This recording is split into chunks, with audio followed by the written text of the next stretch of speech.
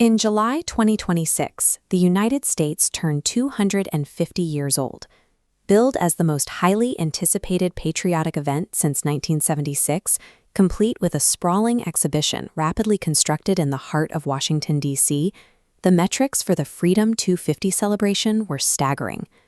The blueprint included a massive 16-day fair spanning the National Mall and a July 4th finale designed to shatter the world record for fireworks, launching over 860,000 pyrotechnic shells into the sky.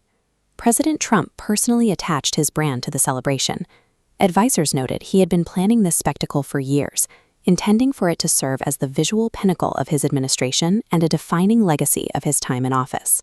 To achieve that legacy, the administration's public relations strategy relied entirely on generating overwhelming imagery. They needed to broadcast undeniable, record-breaking crowds as proof of national unity and massive public support. The lead-up officially began on June 24th with a kickoff rally. Following his speech, the president declared the event a massive success, claiming on social media that 45,000 supporters had attended his remarks. But this aerial photograph shows a different reality. While a dense cluster gathered near the stage, the wider view reveals how contained that crowd was. Unoccupied zones filled the majority of the venue, directly contradicting the official attendance numbers. When these images started circulating, White House officials who had already posted their own crowd photos quietly deleted them. The internal panic revealed an administration hyper-focused on protecting a televised aesthetic, even if it meant denying the physical reality of the event. The lack of attendance started with a shift in management. Congress had originally chartered a bipartisan group to handle the 250th anniversary. Over time, a separate MAGA-aligned organization called Freedom 250 effectively took control of the marquee events, drastically changing the tone. This promotional photo shows the Commodores, who, along with country star Martina McBride, were originally booked to headline the fair. After realizing the event was being structured as a political rally rather than a neutral national celebration, multiple major musical acts pulled out entirely. The backlash quickly reached the state level. 11 state governments, all led by Democratic governors, officially declined to send delegations. They cited both budget constraints and serious concerns over the partisan atmosphere. Back on the National Mall, this boycott left visible scars. Entire exhibition booths designated for these specific states sat completely undecorated and abandoned in the middle of the fairgrounds.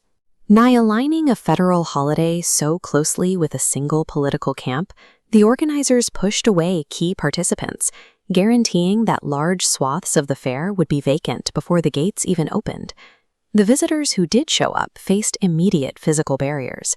A severe heat dome settled over the mid-Atlantic, pushing daytime temperatures to a blistering 105 degrees on a field with virtually no natural shade.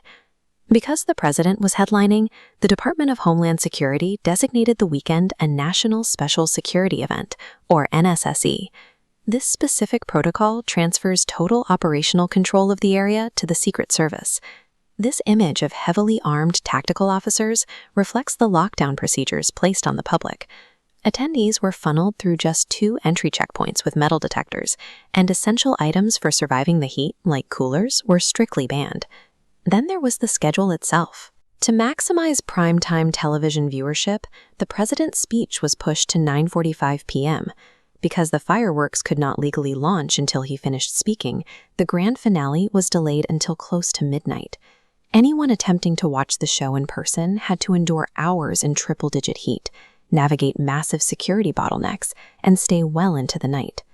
The event was engineered entirely for a television audience, actively ignoring the physical endurance limits of the actual crowd.